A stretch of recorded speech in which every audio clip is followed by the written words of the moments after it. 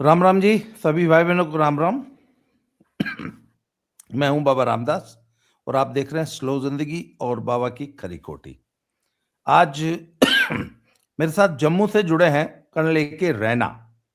Colonel साहब नमस्कार। नमस्कार बाबा जी, कैसे हैं? कर्नल साहब का यूट्यूब चैनल है त्रिनेत्र। जी। कर्नल साहब, आज की चर्चा जरा शुरू करने से पहले मैं एक अपील कर लूं अपने दर्शकों से। दर्शकों, ये मेरी बुक है दद्दा की खरी खरी। ये मेरा आज तक की जो भी राइटिंग्स है उनका कंपाइलेशन है और हम अपने आश्रम में जो गौशाला बना रहे हैं उस गौशाला के लिए इसी बुक के माध्यम से हम फंडिंग इकट्ठी कर रहे हैं। और ये हमारा व्हाट्सएप नंबर है जो स्टिकर पे चल रहा है और ये हमारा QR कोड है, सॉरी। तो आप इस पुस्तक का मूल्य 600 रुपये है। आप 600 रुपया भेज के ये पुस्तक मंगा सकते हैं इसी नंबर पे 7696409623 पे। You can send 600 to buy this book. और इस पुस्तक की विक्रय का सारा फंड जो है वो गौशाला के निर्माण में खर्च होगा। गौशाला और चिकित्सालय पशुओं का हम लोग वहां पे बनाना चाहते हैं। और इसके अलावा भी यदि आप गौशाला और चिकित्सालय के लिए हमें अगर कंट्रीब्यूट करना चाहते हैं तो ऊपर जो QR कोड है इस पे कर सकते हैं। तो आज कर्नल रैना हमसे जुड़े हैं और आज हम जरा अंतर्राष्ट्रीय विषयों पे कुछ बात करेंगे, स्पेशली भारत के पड़ोसी देश बांग्लादेश के। सर, बांग्लादेश के एक नेताजी ने कहा है, कोई हसनत अब्दुल्ला साहब हैं, कि ग्रेटर बांग्लादेश बनाएंगे, 7 सिस्टर्स उनके साथ जुड़ जाएंगी। तो ये क्या मतलब, बांग्लादेश में ये चल क्या रहा है क्या, और बांग्लादेश अंत में चाहता क्या है? जी ओके बाबा जी, नमस्कार आपको दोबारा और सभी दर्शकों को। और बहुत बहुत मेरी बधाई भी आपकी किताब के लिए। और अपील भी करता हूँ दर्शकों को कि हम बात करते हैं सनातन की, गोरक्षा की। आप सड़क पे आके गोरक्षक बन नहीं सकते तो एटलीस्ट इस माध्यम से अपना कंट्रीब्यूशन करें। बाबा जी, ऐसा है कि बांग्लादेश को दो तरीके से देखते हैं। एक वो बांग्लादेश है जिसमें अवामी लीग जो सबसे बड़ी पार्टी है वहाँ की, जिसकी शेख हसीना प्रेसिडेंट थी उस पार्टी की, और जिसको अभी वो भारत के साथ जोड़ते हैं। बांग्लादेशी लोग जो आते हैं ट्विटर वगैरह पे, वो ये कहते हैं कि आप बताओ हम क्या करें, आपने शेख हसीना को यहाँ रखा और वो करप्ट थी, उसने ये किया उसने वो किया। तो मैं उनको कहता है यार, तुम्हारे इलेक्शन हमने तो इंटरफेयर नहीं किया ना। अब इनके आ रहे हैं इलेक्शंस, और इलेक्शंस आ रहे हैं डंडे के जोर पे, फरवरी में करवाने हैं। ये लोग चाहते हैं कि ऐसा कुछ हो कि हम रिएक्ट करें। आज बांग्लादेश में स्थिति ये है बाबा जी कि सरकार जो भी है वहाँ पे, कोई प्राइम मिनिस्टर तो है नहीं, जो भी उसका अपने आप को जो सेल्फ अपॉइंटेड बने हुए बैठे हुए हैं एडमिनिस्ट्रेटर्स, वो नहीं चाहते इलेक्शन हो। बिकॉज इलेक्शन होते ही इनके जो पिछले 1.5 साल के जो कारनामे हैं, जो बांग्लादेश का बेड़ा गर्क हुआ है, उस पर उनको वो वोट नहीं मिलेगा। तो यूनुस इलेक्शन नहीं जीत सकता, फेयर एंड अगर उसको फेयर एंड स्क्वेयर इलेक्शन नहीं जीत सकता।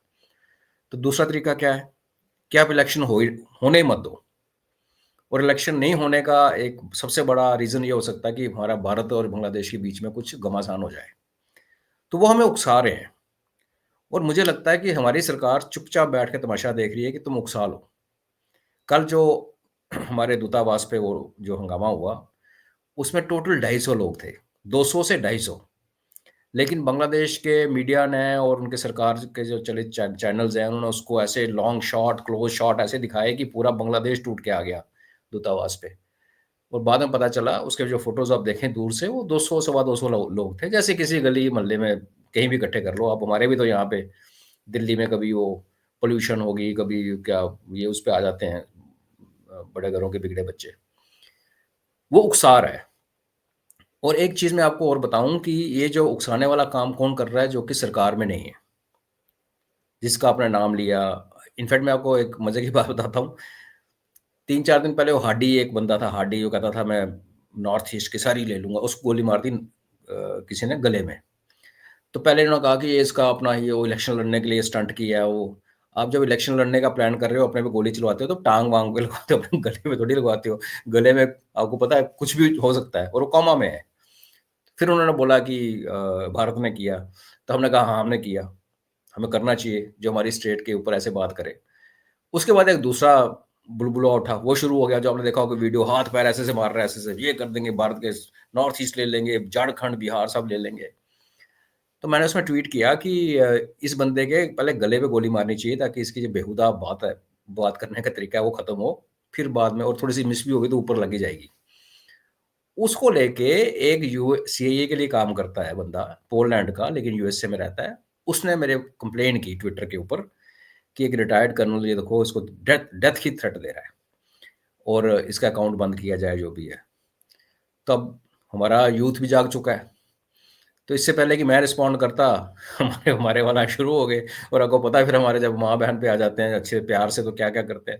फिर उसने दूसरा ट्वीट किया कि मैंने एक रिटायर्ड कर्नल को कुछ बोला, तो पूरा देश मेरे पीछे पड़ गया, मेरे को मारने के चक्कर में घूम रहा है। तो ट्विटर ने तो खैर मेरे पे कोई एक्शन नहीं लिया, ना मुझे नोटिस आया, क्योंकि आप हमारे देश के टुकड़े करने की बात करोगे और हम आपको आपके गले के टुकड़े नहीं कर सकते, इसमें कौन-सी बड़ी बात है।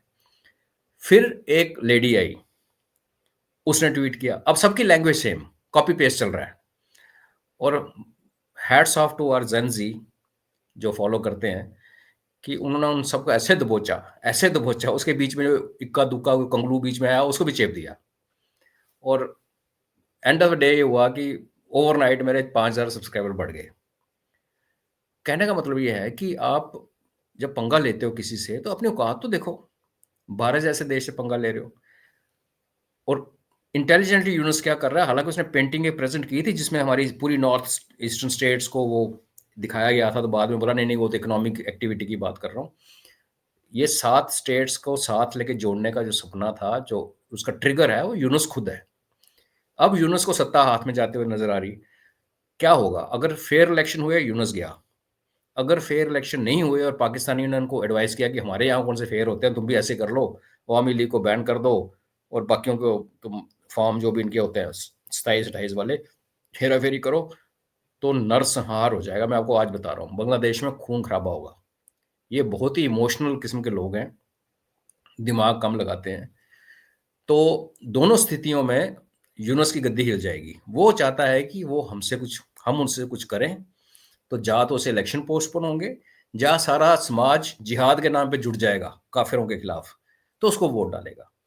और भारत की सरकार कुछ नहीं कर रही, उसके लिए मैं ठीक हूँ, मतलब I am okay. Only thing is, कल परसों जो उन्होंने हमारी एक फिशिंग बोट को मारा, उनकी नेवी ने, और जिसमें हमारे 5 भारतवासी गुम हो गया। अब समझ लो 2-3 दिन होने को आए, तो कौन मिलेगा डीप सी में।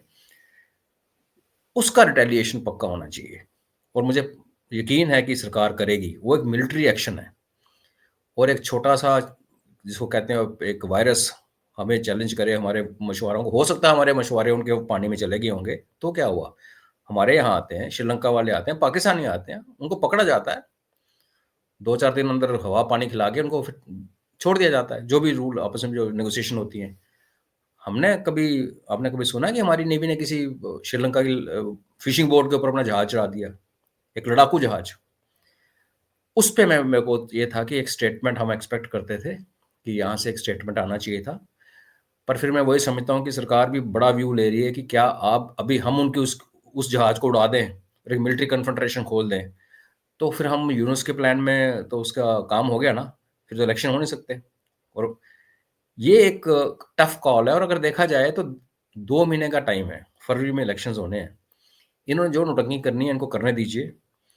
अब इसमें ज़्यादा बुरा भी नहीं मानना चाहिए जो बयानबाज़ी है। क्यों? अगर आप पाकिस्तानी चैनल करो, वहाँ वो फ़ेमस लाल टोपी वाला है। और भी बहुत सारे हैं जो हमें दिन-रात, हम ये कर देंगे, हम ग़ज़वा हिंद कर देंगे, कश्मीर अलग कर देंगे, वी डोंट केयर। और सरकार के लेवल पे आप एक्चुअली हर कुत्ते को भौंकने का आप जवाब भौंक के नहीं दे सकते। तो सवाल आपका ये था कि क्या हो रहा, तो मैं थोड़ा उसको आगे अपनी रिस्पॉन्स के ऊपर एक्सटेंड कर दिया। बट हो ये रहा है कि वो चाहते हैं कि इलेक्शंस में ना होने का कारण और हम बने, और हम इंटेलिजेंटली गेम खेल रहे हैं।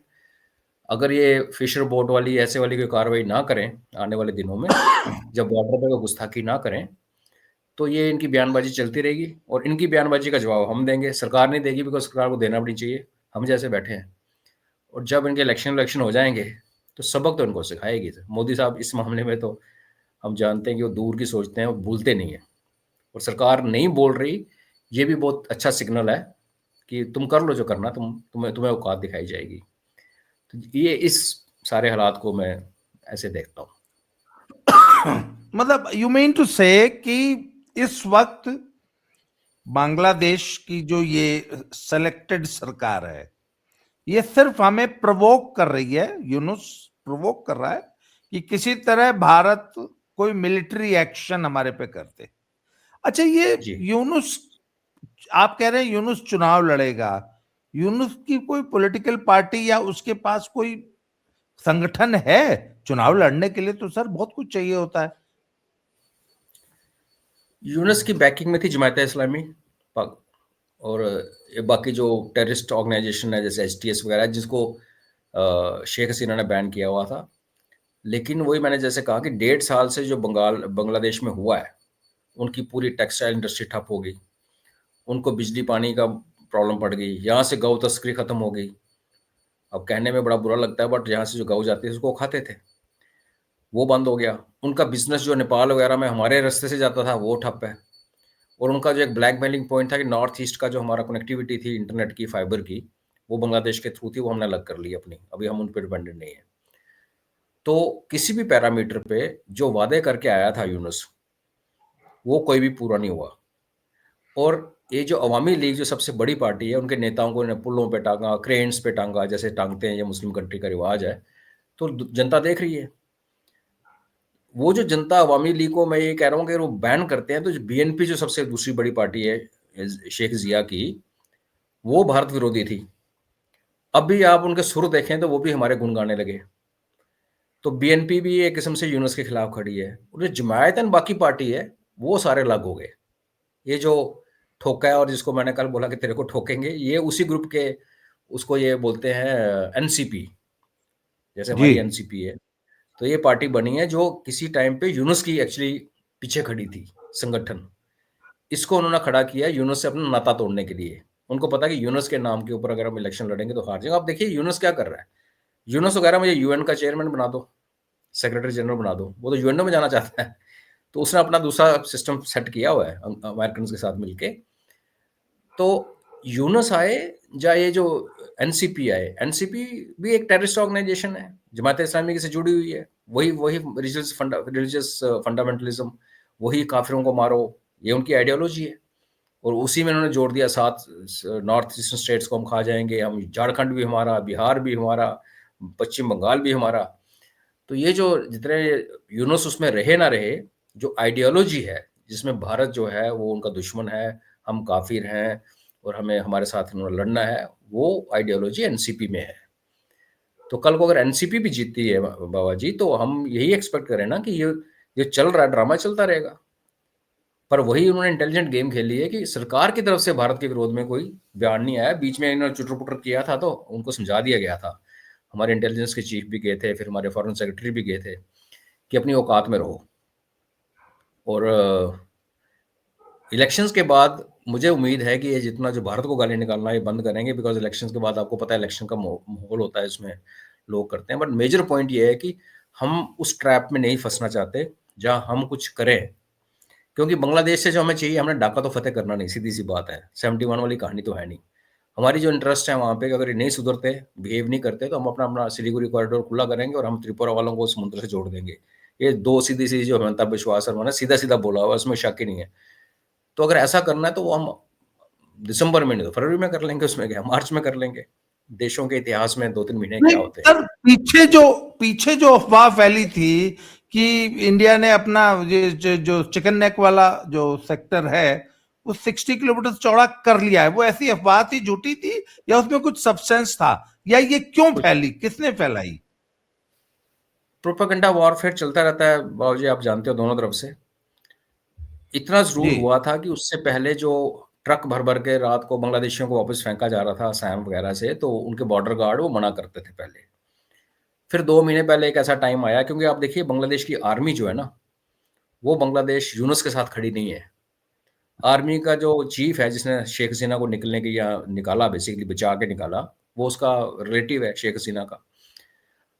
कल पासिंग आउट हुई है इंडियन मिलिट्री एकेडमी में, वहाँ से बांग्लादेशी स्टूडेंट्स पास आउट होके गए हैं। तो इनकी मिलिट्री के काफ़ी सारे ऑफिसर हमारे यहाँ ट्रेनिंग करते हैं जब वो यंग होते हैं, और जब यूएन पे जाते हैं मिशन पे, तो बांग्लादेश की बहुत ज़्यादा संख्या में बांग्लादेश के ऑफिसर्स और जवान यूएन में नौकरी करते हैं, वो उनके मिशंस पे होते हैं। तो हमारी काफ़ी ठीक ठाक अंडरस्टैंडिंग है, और उसको ये भी पता है जमान को, जनरल जमान को, कि अगर कुछ पंगा पड़ा मिलिट्री, तो मरेंगे तो वही फौजी। फौज, हमारी फौज तो फौजियों को मारती है, हमारी फौज तो सिविलियन को मारती नहीं। तो वो चाहता नहीं है कि कोई कॉन्फ्लिक्ट हो। इसलिए वो जो 1.5-2 महीने पहले क्या हुआ कि बॉर्डर पे जो ये मना करते थे कि हमारे बांग्लादेशी वापस मत भेजो, अपने पास रखो, यहाँ क्यों भेज रहे हो, वो कहानी खत्म हो गई। तो अपनी मर्जी से उठा उठा के हमने इनको दफा करना शुरू किया। तो उसको ऐसा एक सिंबॉलिकली लोगों ने ये लेना शुरू कर दिया कि अब हमारा 60 किलोमीटर पर राज है। ऐसा कुछ नहीं, हमने कहीं उनका ब्रीच नहीं किया, हम उनकी तरफ नहीं गए, हमारा कोई टैंक या गन या जवान उधर नहीं गया, बॉर्डर खुल गया। और फिर 3 गैरिसन का आपने सुना होगा, 3 गैरिसन वहाँ बने हैं। वो भी देखिए, वो गैरिसन ओवरनाइट नहीं बनते, और उन गैरिसन्स का अपना एक अलग पर्पज़ है, उनकी डायरेक्शन कहीं और है। क्योंकि बांग्लादेश को मिलिटरी निपटने के लिए हमें कोई बड़ी तैयारी करने की ज़रूरत नहीं है। उस दिन संजय दीक्षित सर के शो में बात हो रही थी, मैं कह रहा था यार, इतने छोटे कीटाणु को, और हमने ढाका तो जाना नहीं है। ढाका जाने में प्रॉब्लम है क्योंकि रास्ते में दरिया बहुत है, दरिया है, उबड़-खाबड़ ज़मीन है, बड़ा स्लो होता है। अगर हमने कॉरिडोर ही चौड़ा करना, तो हमें तो आर्मी वालों को पुलिस की यूनिफ़ॉर्म में भेजना चाहिए, नहीं तो बेइज़्ज़ती हो जाएगी कि हमारी इतने बड़े देश की आर्मी एक टुच्चे से देश के अंदर घुसी। तो पुलिस वालों को कपड़े पहन के भेजो फौजियों को। तो वो जो आप कह रहे हैं, तो हुआ कुछ नहीं था, सिंबॉलिकली उसको ऐसे लोगों ने इंटरप्रेट किया, जो नहीं, फैक्चुअली अच्छा गलत है। सर, एक चीज और बताइए। अभी जी। बंगाल से खबरें आ रही हैं कि 12 लाख लोग जो लापता हैं, उसमें से बहुत सारा बांग्लादेशी है। एंड अभी पीछे बहुत खबरें थी कि लाइन लगी हुई है और हजारों हजारों की संख्या में लोग अपना सामान समेट के जा रहे हैं। मैं कल आपको वाराणसी की खबर बताता हूं कि यूपी में ईच एंड एवरी झुग्गी क्लस्टर, उत्तर प्रदेश का कहीं पर भी अगर झुग्गी झोपड़ी है तो वहां पुलिस जाके वीडियो दे सर, पूरे यूपी में। तो और बंगाल से तो ये गए ही हैं, इतनी लंबी लंबी लाइनें देखी हैं हमने। तो उनको बांग्लादेश एक्सेप्ट कर रहा है अपने नागरिकों को आराम से। हाँ, यही फ़र्क हुआ है कि अब वो कुछ नहीं कर, चूँ नहीं कर रहे आगे से। पहले रोकते थे, लड़ाई करते पहले थे। रोकते थे। हाँ, इसीलिए लोग ने कहा कि वो बॉर्डर अभी अपना है, चिकन नेक। बेसिकली वो अभी वो, आप अनुपम मिश्रा जी का शो देखेंगे कल परसों वाला, तो उन्होंने बड़े एक एक्सप्लेन करके बड़े शांत तरीके से बताया था कि वेस्ट बंगाल से कहाँ-कहाँ से जो मुस्लिम बहुल इलाके थे, जिसमें कि सिर्फ टोपियाँ और बुर्के नज़र आते थे, वहाँ की सड़कें खाली पड़ी हैं। तो एक ये भी था कि कुछ लोग केरला में गए, कुछ लोग नेपाल में भी गए हैं बाय द वे। ये इतने आसानी से बाज नहीं आते कि ये नेपाल में घुस गए, और कुछ लोग केरला में गए क्योंकि केरला में उनके उसी किस्म की गवर्नमेंट है। लेकिन बहुत ज़्यादा मिकदार में, अगर आप बात कर रहे हैं कि लाखों लोगों का जो हुआ है, क्योंकि अगर 5-6 करोड़ हैं यहाँ पे हमारे देश में, तो उसमें से अगर 50 लाख 60 लाख निकल गए, तो वो बांग्लादेश गए हैं वापस। तो इसलिए बांग्लादेश के हालात बहुत नाजुक हैं, खाने को कुछ है नहीं, और लोग जो बाहर से पैसे कमा के भेजते थे स्मगलिंग के जैसे भी, वो भी खत्म हो गया। बॉर्डर एरिया पे अभी हमारा फेंस ऑलमोस्ट पूरा है। अभी अब उधर वही जाएगा जिसको हम भेजना चाहते हैं, वहाँ से इधर हम किसी को आने नहीं दे रहे आज की डेट में। और एनआरसी, जिसके लिए बड़ा शोर मचा रहे थे लोग, एनआरसी तो कुछ भी नहीं था। जो ये अभी हो रहा है, इलेक्शन, ये अपना एक्सरसाइज चल रही है जो, जिसमें 58 लाख, कल की खबर थी, वेस्ट बंगाल से निकाल दिए गए और 2 करोड़ लोग और स्कैनर में हैं।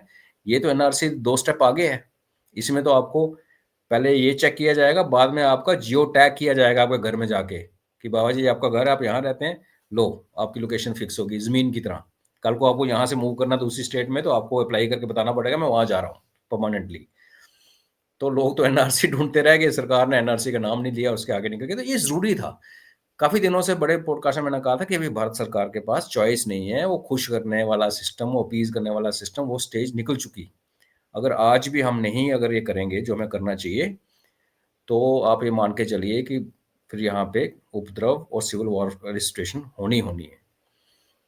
और आप हैरान मत होइए बाबा जी कि ये जब पूरी एक्सरसाइज हो जाएगी सेंसस और ये सारी वाली, तो पता चला कि जो सो कॉल्ड कहते थे ना हम 18 करोड़ हैं और ऑन ग्राउंड 30 करोड़ हैं, कागजों में 18 हैं, पता चला ये 12-13 करोड़ पे आ गए, क्योंकि ये हमने कश्मीर में होते हुए देखा है। संजय दीक्षित सर तो खैर इसमें इन्वॉल्व हुए हैं एज IAS ऑफिसर, तो कहते हैं कि इनकी आदत है, इनको फरमान होता है कि घर में 4 हैं तो 8 लिखाओ, 6 लिखाओ, ताकि आपकी परसेंटेज नेताओं को दिखे, वो अच्छा इस इलाके में तो 40% एक कम्युनिटी रहती है, तो इनको खुश करो। कल को ऐसी सरकार आती है सोशलिस्टिक माइंड की, जो कहती है कि जनसंख्या के आधार पे आपको फ्रीबीज बांटी जाएंगी, तो आपका शेयर बड़ा हो जाएगा।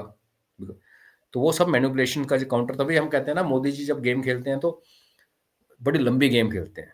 किसने सोचा था कि ममता बनर्जी जो है वो बंगाल में आपको SIR करवाने देगी? किसने सोचा था? करवा दी ना। और उसकी अपनी कॉन्स्टिट्यूएंसी में जहां पे वो 36,000 वोट से जीती थी, उसमें से 34,000 वोट कैंसिल हो गए। तो रो रही थी कल कि दोबारा कराओ, ये कराओ।